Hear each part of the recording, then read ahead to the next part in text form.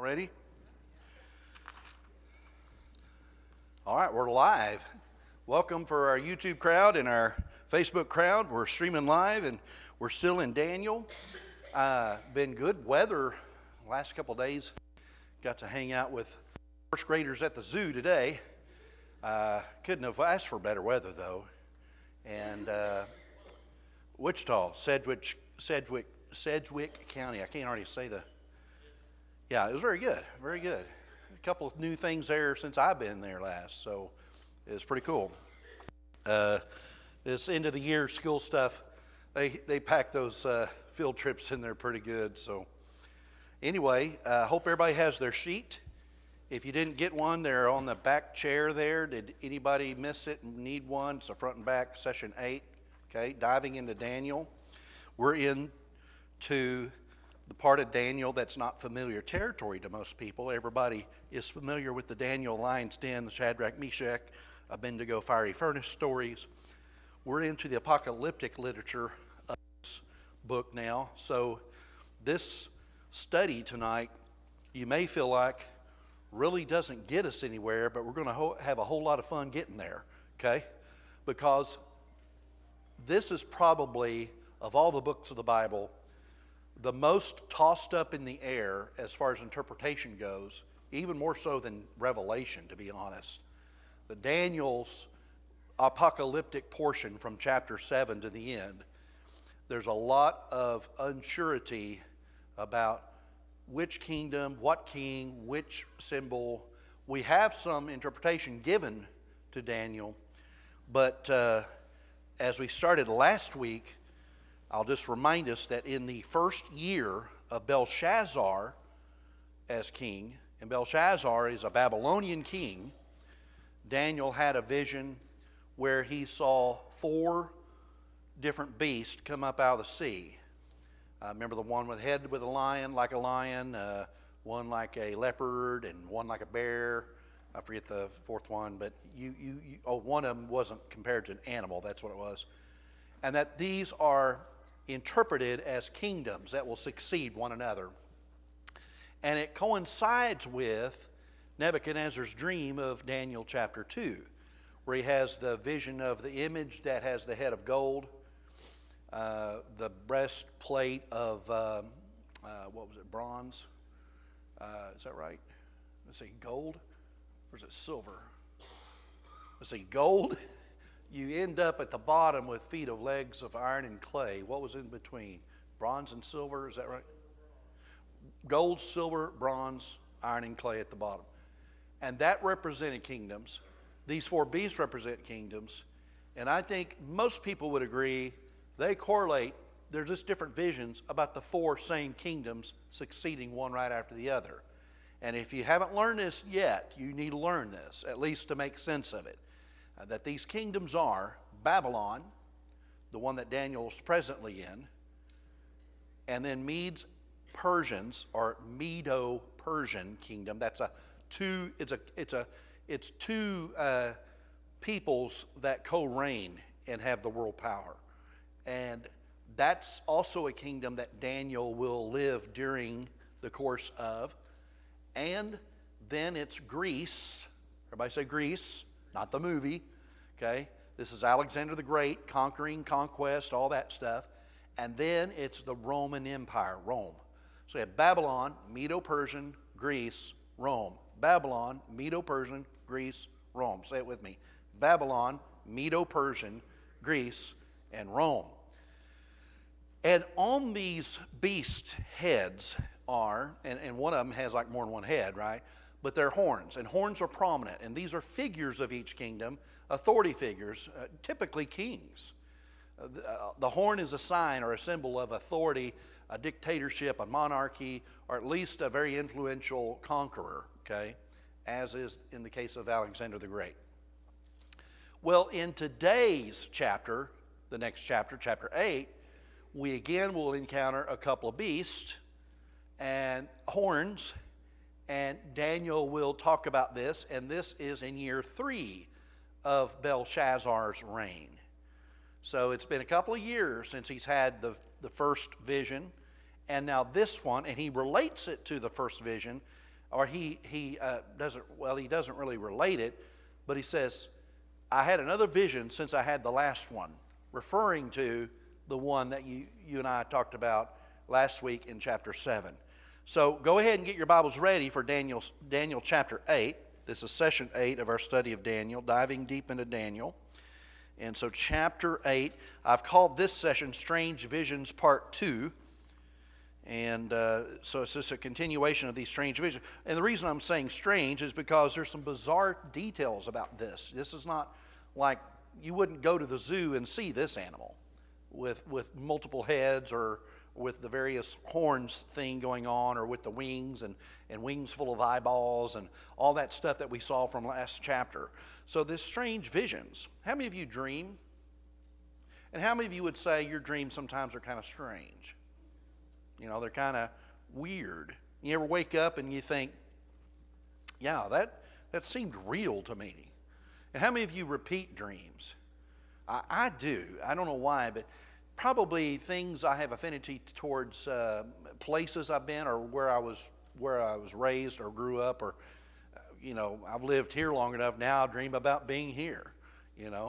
That's just a lot of my dreams have to do with church camp. A lot of my dreams have to do with me preaching, stuff like that. I'm not saying I can figure out what all my dreams mean, but sometimes I wonder, what do those dreams mean? I just have to ponder. And I don't think we need to take too much stock into dreams necessarily, because God does not rely on dreams to get us His message today. Do you believe that? I mean, I really do believe that the Word of God is sufficient to give us what we need for God's will for us today, that we don't need to rely on dreams. But it makes you go, huh? There's just some things that make you go, huh? Do y'all go, huh? There you go. In the last chapter, had 4 beasts, and we've already covered bullet points 1 and 2, so let's go on to, in bullet 3, let's go on to bullet 4. In Daniel's vision of this chapter, 2 beasts again, with some horns again, being told that they also represent kingdoms and kings, okay? Now, the last 2 bullet points of this introduction is, this seems to be the kingdoms that are closest to Daniel and his contemporaries in relation to time. In other words, the first vision of Daniel 7 is kind of the overall perspective of, here's what happens, 4 kingdoms will arise. You're in the middle of one now. One comes after that, and there's a 4th one that comes.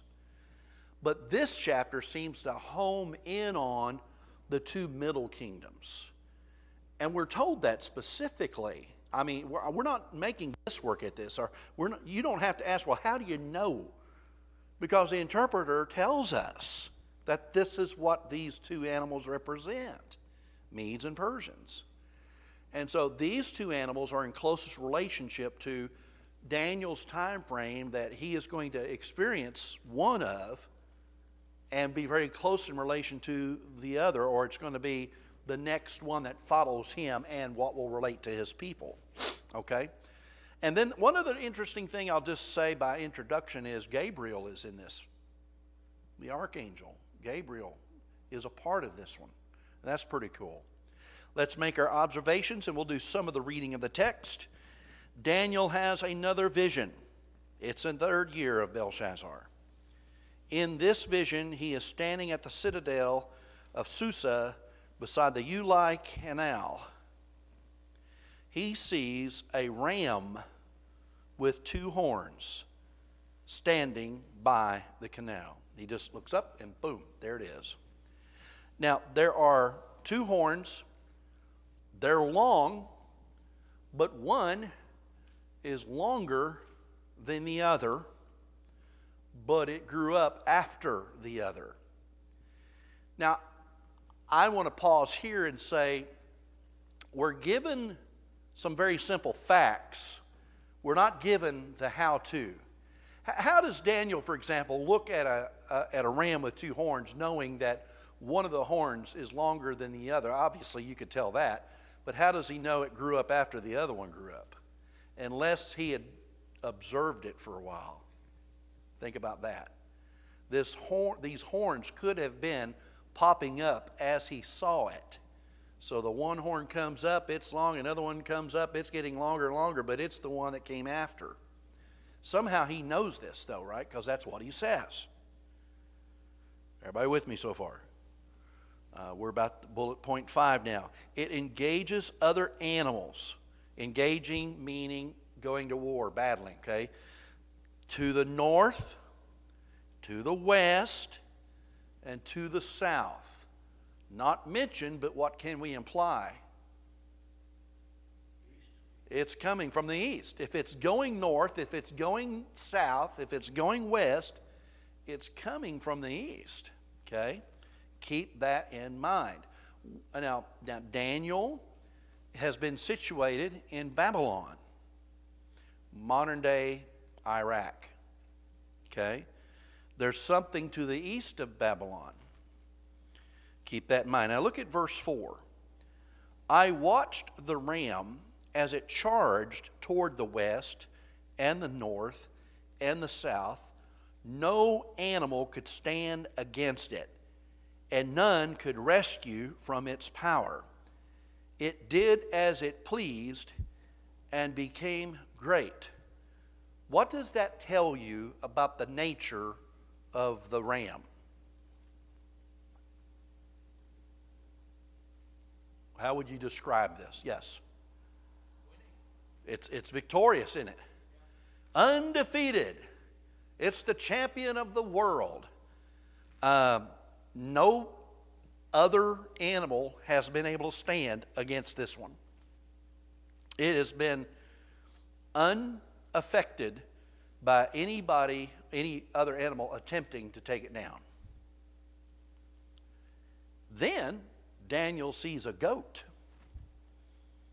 with a very prominent horn between its eyes. Picture a unicorn kind of view. This goat is coming from where? The opposite side from where the ram has come from. West. And it has a description saying, crossing the earth without touching the ground. What does that imply? Yeah, flying, maybe, yeah. For some reason I didn't think of flying. I don't know why, but that makes perfect sense. I was thinking of swift. It's running, or it's going so fast it hardly touches the ground. Kind of like the Flash, okay? It may be flying. It's quick, and it's furious. And it says it charges the ram in great rage, shattering both horns on the ram and rendering the ram what? Pretty much powerless. The goat becomes very great. There's a new king of the hill, right? But something happens to its horn. Verse 8, let's read that together. The goat became very great, but at the height of its power, the large horn was broken off, and in its place 4 prominent horns grew up toward the 4 winds of heaven. Okay? And it says then, from one of the horns, one of the 4, a smaller horn emerges that grows in power to the south, the east, and the beautiful land, which obviously I think is implying whatever is north, and that would, I don't know what land specifically it's talking of, but obviously to me it's probably talking about where God's people are. Sometimes you'll hear a referenced in hymns. I don't know if I can think of an exact verse of Bible, but how many of you know the song Beulah Land? Beulah meaning beautiful. Beulah Land, okay? So from the big horn,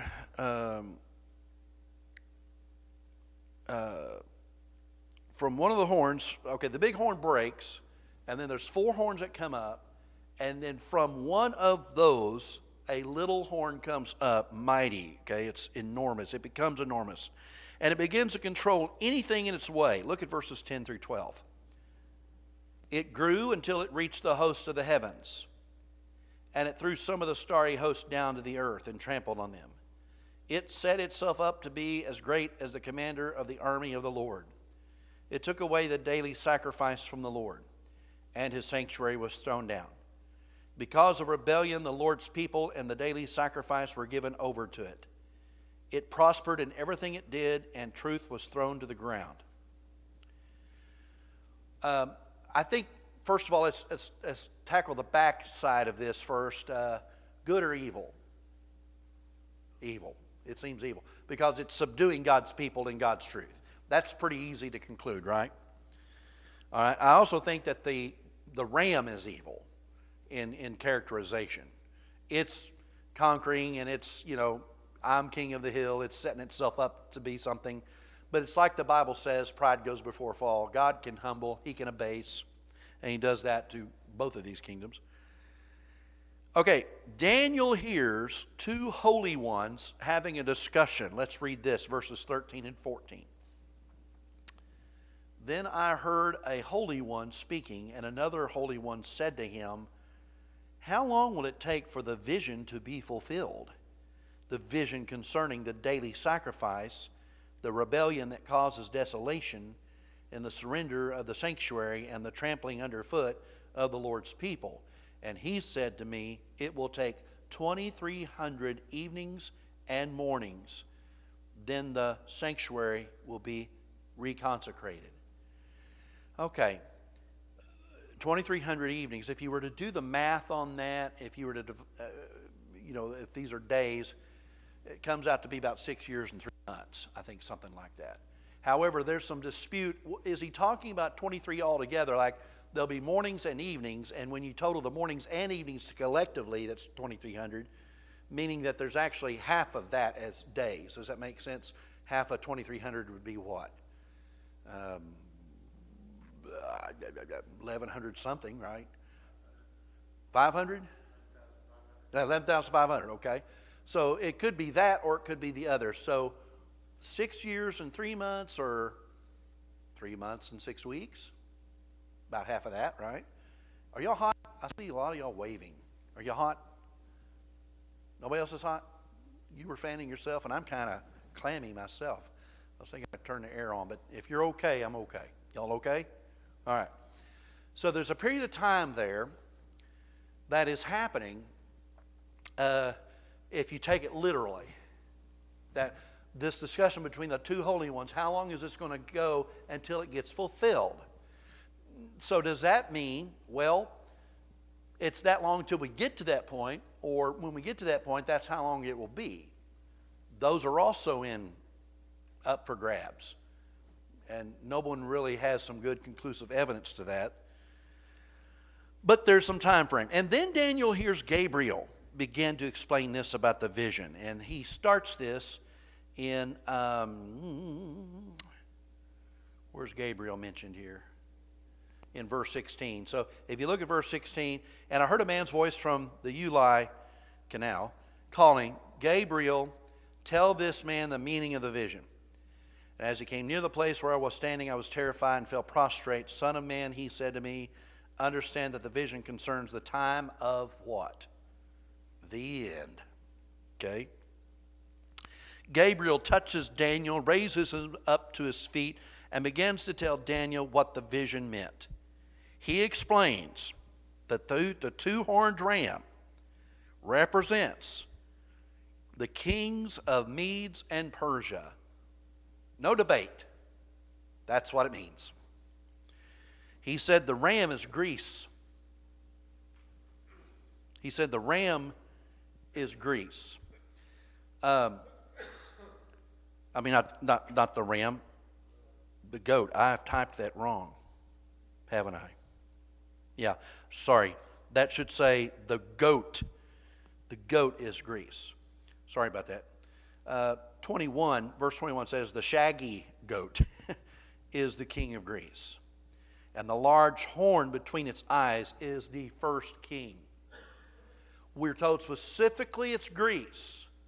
And we're told specifically that unicorn horn.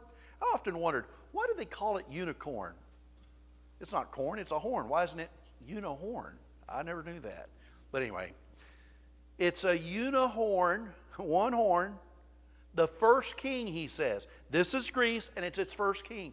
Is there any question as to who this prominent horn would represent in history? Let's say his name together. Alexander the Great. Kind of like trying to do the voice of Oz. I'm the great Oz. Okay, Alexander the Great. Who comes swiftly enough, like his feet don't touch the ground. Nobody was bent on conquest more than Alexander the Great. No one brought Greece into power faster than Alexander the Great. No other nation ever came into power as quickly as Greece did with Alexander the Great. But what happened to Alexander the Great?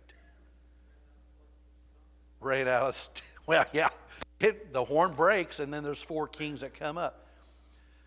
If you were to just look at the simple history of Greece, these are the Ptolemy of the Seleucids, Antigonus, Lysanias, I can't pronounce these. It's been a while since I've looked this up. Lysanias, and there's a 4th one. Yeah, so this, to me, these are the 4 horns that come up after. And then from one of those comes up a smaller horn that then grows to be ginormous. And who would know, who would you guess that might be? Anybody ever heard of Antiochus Epiphanes? Probably not, because I hadn't either until I took the class from Stafford North. But Antiochus Epiphanes IV would be this one bent on conquering and subduing God's people.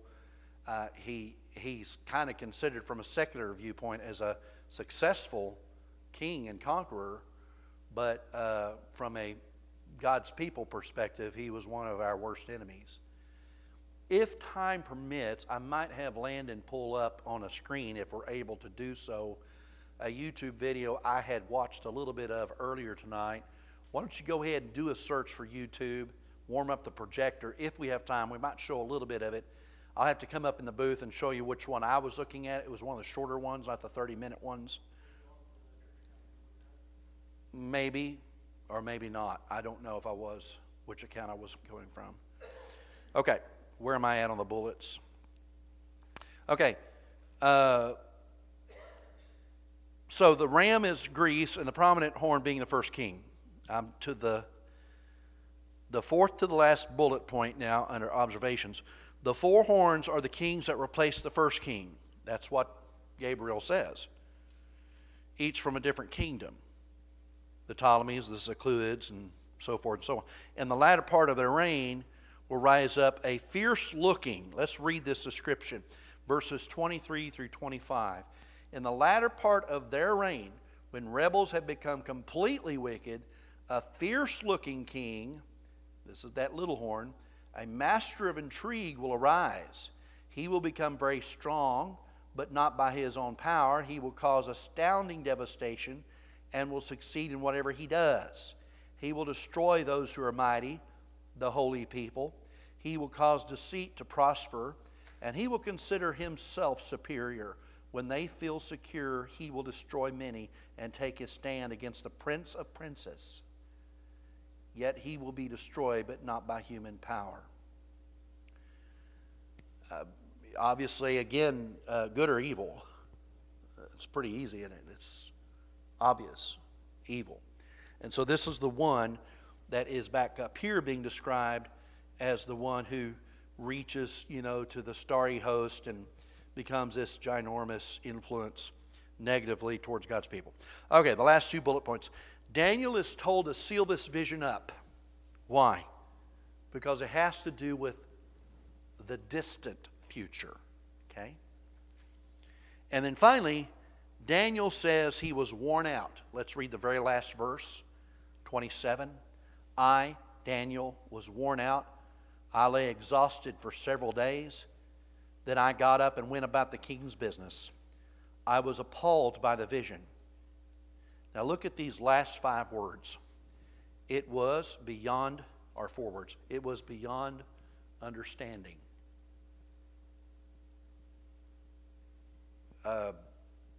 Okay. You realize what he's saying.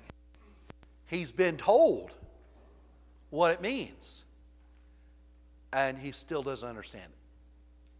So one of the things I said down in the conclusion points on the back of the page is the first bullet under conclusion: we must not be too hard on ourselves if you and I don't understand it, because Daniel admitted he himself didn't understand it, even after it had been explained to him by Gabriel.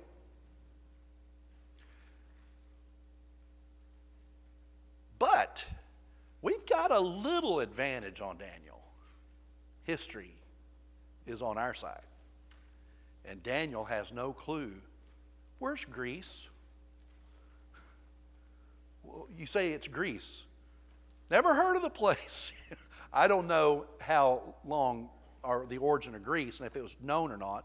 It obviously wasn't a world power yet, but it's possible that he's being told things that he just can't envision because he's not seen it. Go ahead, Denver. I'm sorry I cut you off.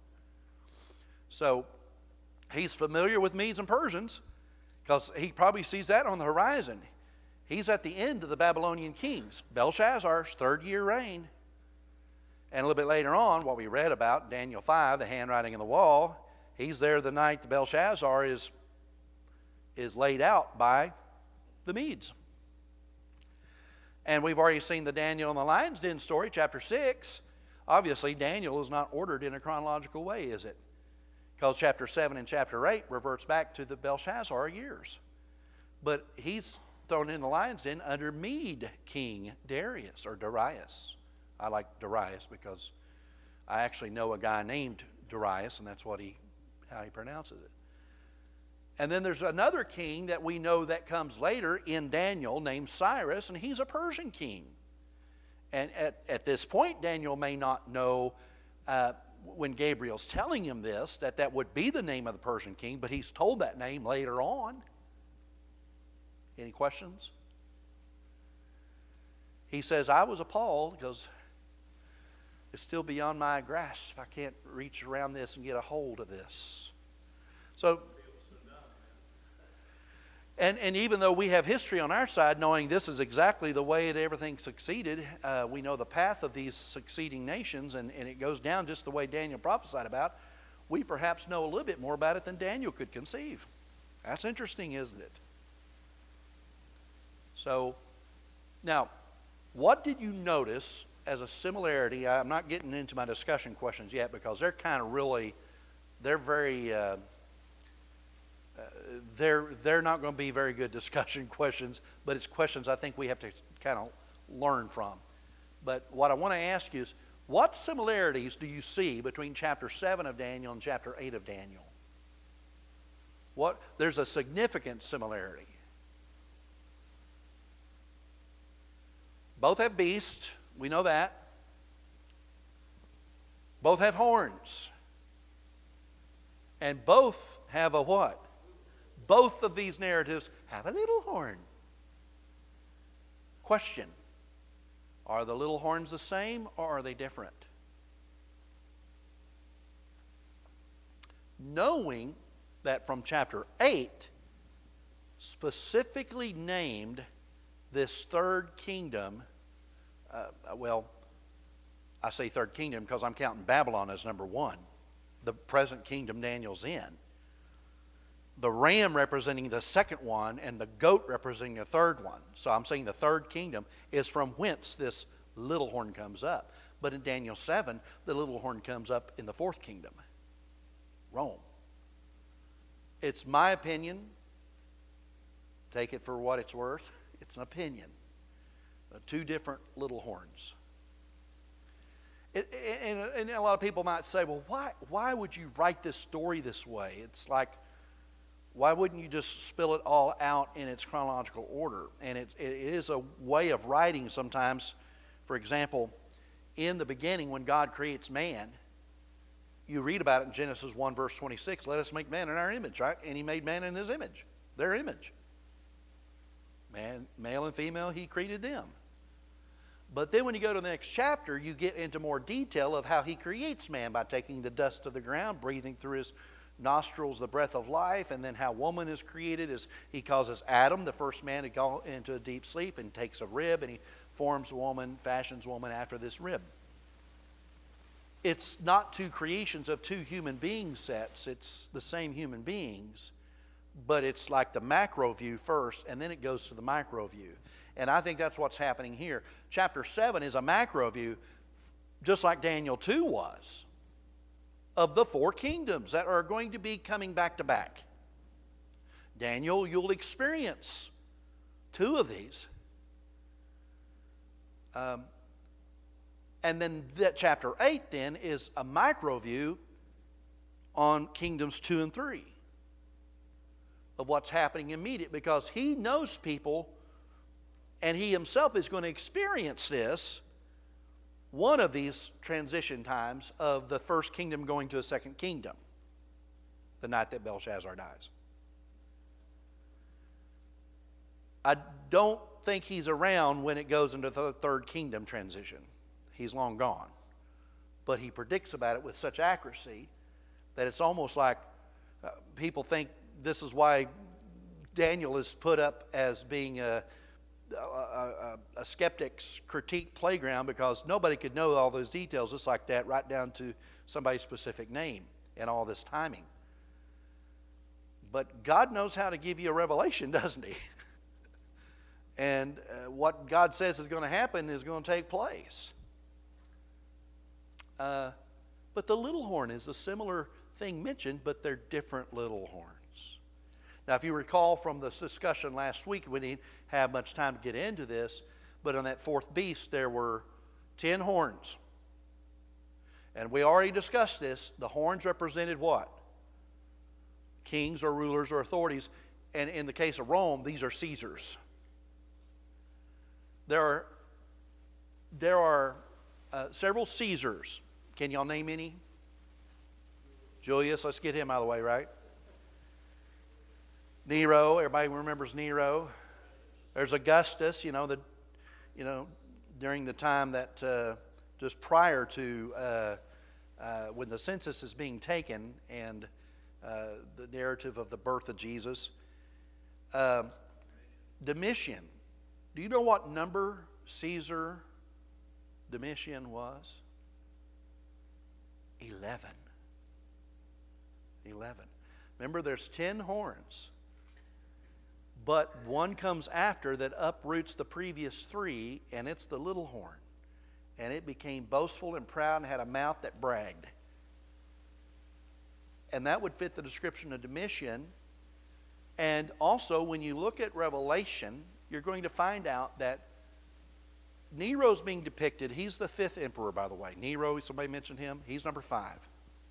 It goes Augustus, Tiberius, Caligula, Claudius, Nero, Galba, Otho, Vitellius, Vespasian, Titus, Domitian, and number 12 is Nerva. But Domitian is the end of his dynasty. And all these emperors that died, they make a shrine to him and cause him to be like a god, and they worship, venerate him as deity.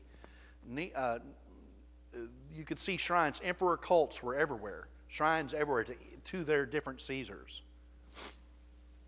Domitian started his own cult of Caesar worship while he was still alive. So you could see shrines of the living, reigning Caesar. That's how proud and boastful he was. In Revelation, what I was going to say is Nero's mentioned as a 5th one that is no more, but he'll come again. Well, think about this.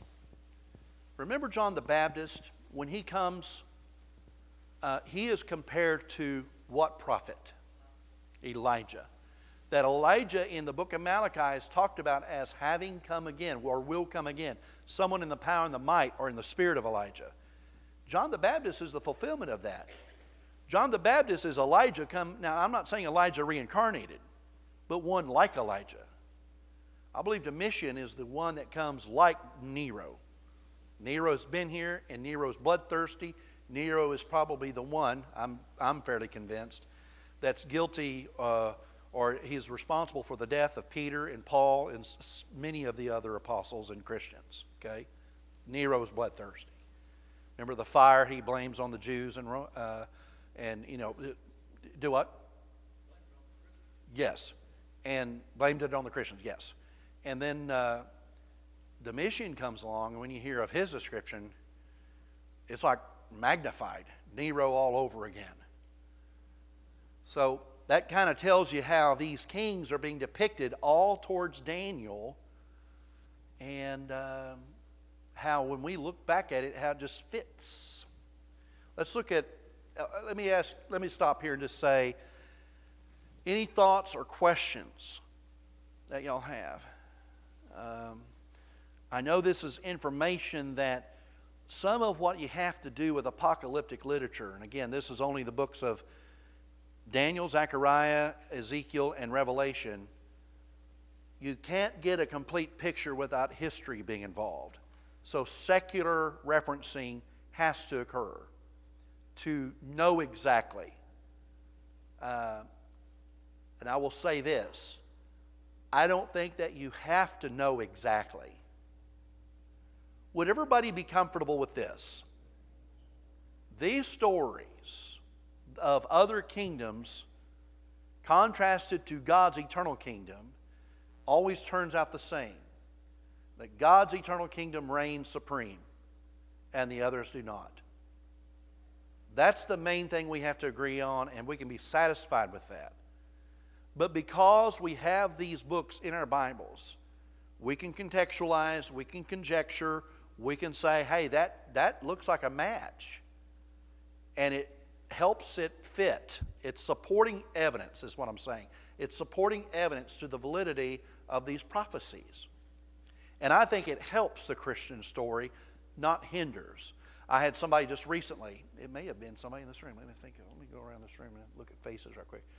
No, I don't think it was somebody. But Sunday morning somebody came up and said, I don't know why we have to read Revelation. Or I just would rather, was that you, Barbara? Okay. No, was it Ross Hyatt? He wasn't crazy about that Sunday morning. Yeah. Why do we have to study Revelation? No, nobody's going to get Revelation. Well, okay. I'm not going to say I've got a handle on Revelation exactly.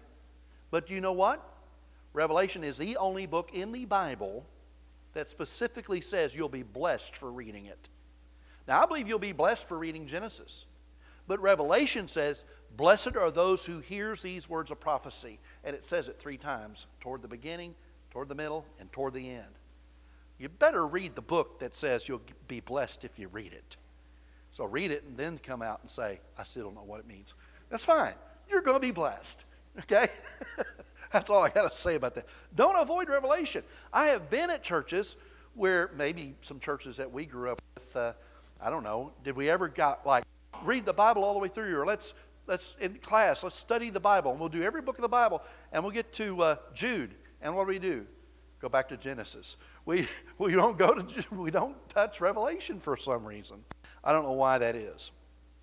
All right, some key characters that I have mentioned is in these discussion questions. Who was Domitian in relation to all other Caesars? He's number 11.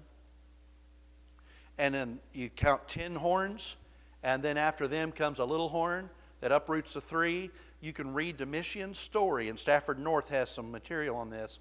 You can tell how it matches Domitian uprooting 3 previous emperors to himself, and he is so much like Nero that he seems to be number 5 reincarnated. It just fits. And then, who was Alexander the Great, and how might he fit into this vision? Alexander the Great is probably, of all these other secular names that are mentioned, probably the one most familiar. Obviously, Alexander the Great, right? Who didn't read about that growing up as a student in school? You at least heard his name, right? And so, obviously, there's material you can find on him and how he would represent this fast-moving, feet not touching the ground, bent on conquest, knocking down the one that was king of the hill, is no longer king of the hill, Medes and Persians is going to go down, and Greece is going to be, so much was the influence of Greece that what became the universal language during the time of Christ, even through the Roman power? Greek. So that's how influential. And then, of course, obviously the Caesars, the power. Who was this is question 3 or discussion 3. Who's Antiochus Epiphanes IV? How might he fit into this vision? Remember again, he is on the 4 horns that grew up after Alexander the Great is gone. The 4 that came out, he's one that comes after, and he becomes so powerful and mighty, putting down God's people bent on conquest. Let me see if we've got a video pulled up, and we got about 15 minutes. I think this will be about a 5-minute little clip if we can get it going. Can you expand that? It's up there. But yeah. Okay, wait. Oh, sorry. Scrolling down. Okay, well, come back up. This, it doesn't have really good. I'm not seeing if that's the one I wanted. Start playing that. This may be just the one that has writing and not narrative.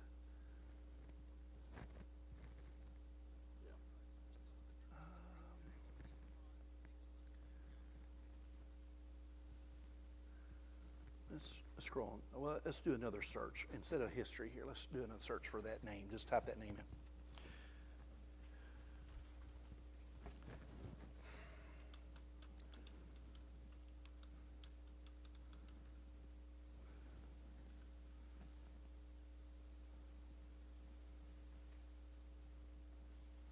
Now, I'm going to go ahead and tell you right off the bat that what how long is that one?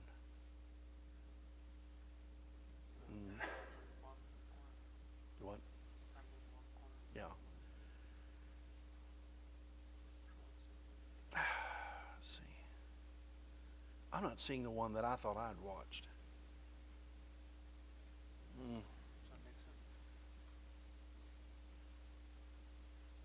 No, I'm not going to show any of those. I apologize. I thought I had one that I thought would be perfect, but one of them's just writing, and you're not going. It's not any narrative or animation to it. But you can do your own research. At least I have for you in writing the spelling of these names. Go and Google these people and figure out some more if you're so inclined to do so. Find out more about these people. Let's see. Oh, okay. Be careful, though. Most information on the internet in regard to Daniel, Ezekiel, Zechariah, and Revelation is premillennial. Dispensationalism, in other words. Now, I know this is a little bit advanced, but this is the view that there's going to be a holy battle coming up, and there's an antichrist that we're all waiting for, and there's Armageddon, and there's the rapture, and the 1,000-year reign. And we're not premillennial in our doctrine, are we? We're amillennial, which means we believe in the 1,000-year reign being current, not literally 1,000 years, but just a time frame of where we are residing during the time of the kingdom of God on earth. As a matter of fact, Revelation starts off with John saying, I was in the kingdom on the Lord's day when I was shown these visions. He's already put himself in the kingdom, so it's not something future. That's key. And also Revelation 3 times says in its narrative, these are things that have to shortly come to pass, or the time is near for this. Not 2,000 plus years away. And every generation has had people that have risen up and said, it's going to happen this generation. How many of you remember September 1988 as a prophesied time to the end of the world? How many of you remember that? All churches in America got pamphlets in the mail, 88 reasons why Jesus is coming in September of 1988. Hal Lindsey, the late great Planet Earth, and then later on the Tim LaHaye Left Behind series books, all are built on the premillennial view that Jesus is going to come back and set up a kingdom and reign for 1,000 years, and then he'll take us home to heaven. I hate to say it, but the majority of what you'll find on the internet is going to relate to then these little horns being Antichrist. But here's what John says about Antichrist. There's always been Antichrist. There's currently Antichrist. There'll be Antichrist. The Bible itself is pointing us to the fact there's not one Antichrist everybody is getting all upset about. There's a bunch of them. So don't be looking for one central figure saying, I thought it was Saddam Hussein or Osama bin Laden or Putin or U.S. president or whoever you want to put in the blank there. There's all kinds of Hitler. Hitler's always a popular view of the Antichrist. But John says that's the Antichrist is anything, anyone, any movement, any teaching that does not believe Jesus is Son of God. That's Antichrist. That's 1 John 4, verse 1 and 2. So when you're looking, be careful. Take it with a grain of salt what you're looking up. Look for historical facts. There's a lot of people that sing Antiochus Epiphanes' praises for being a secular world leader. So you're going to see stuff that doesn't relate to how evil he was against Christians. Not everything written on the internet is written from a Christian perspective. That's what I'm saying. So take it with a grain of salt. Like I said, you're going to be disappointed tonight because we're not really going to get anywhere. But we're going to have fun traveling there. And we didn't get anywhere. But I told you up front, my view is not, that's my view. If you want to take another view, and there's certainly other views, and in the Brotherhood there's different views of when and where and who this might relate to. But let me close with these concluding points here. Second bullet point, because we've already covered the first one. This is on the other side of the page. We shouldn't try to appropriate any of the vision to specific current day events. Remember, we are not the primary recipients of this letter. And so that causes me to need to actually address something. Remember, he's told, seal up these words because this has to do with the end of time. End of time is an expression that could mean various times, not the end like you and I often think of the end of time like Judgment Day. Hardly any scholar really, I wouldn't say that, premillennials probably do, but the end of time could have been used in referencing the fall of Jerusalem, as Matthew 24 or Mark 13 covers. Or the end of time could have described the fall of Jerusalem before, when Nebuchadnezzar came in and took the captives and the exiles. End of time, or the day of the Lord, as it often is expressed, is a way to describe several events throughout Scripture, not final judgment day necessarily. And then the third bullet point here is, generally speaking, we can conclude again that God's kingdom, God's plan, God's agenda, God's people, God's will, God's glory always reigns supreme, no matter what. So I think, again, at the ending of this, some of us are maybe like Daniel. I was appalled, and I was tired, and it was beyond my understanding. Even though they told me, it's still something he couldn't get a handle on. Any thoughts? Yes.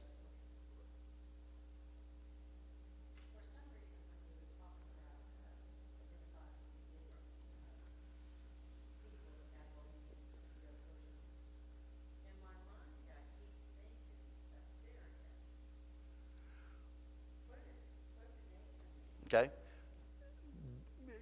your mind is working perfectly fine. Because Assyria predates Babylonia as the world power. And that relates to the storyline and timeline of Jonah. Nineveh's the capital, and Syria is the world power before Babylon comes into play. The reason Daniel's not writing about that is that was all before Daniel was born. That's before his time. So we're already past it, chronologically speaking. So what Daniel is doing is what pertains to the audience from here forward in the past. It's not meant to be a history of the, before Assyria. You could make a case for, I'm sure, other influences. Egypt's got to be in there somewhere, and then you just have all kinds of different ethnicities that came to rise of power for short periods of time. But universal world power, definitely Assyria had it. And that was the first captivity years, the 722 BC captivity. It's later on in 586 BC when Babylon becomes a world power. Or during that exile, they've become the world power. And then I think Alexander the Great is doing the conquering around 330 BC. That gives you another time. Alexander the Great conquering Persia in 330 BC. The battle at the Grammicus River, or however you pronounce that, I'm not sure. But yeah, okay. Mm-hmm. All this is BC. Even the coming into power of Rome is BC, but transitions into AD. Any other question or thoughts?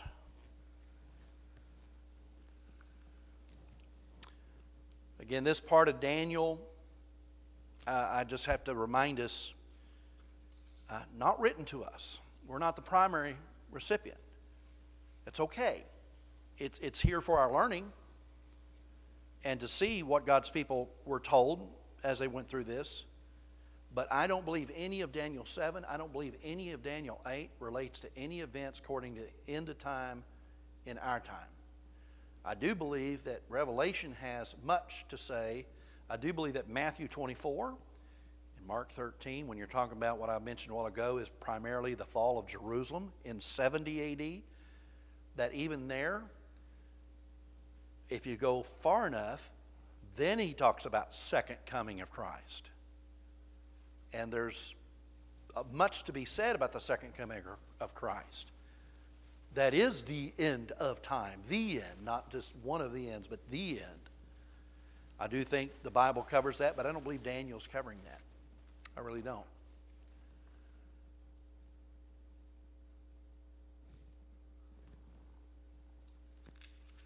I'm early, I guess.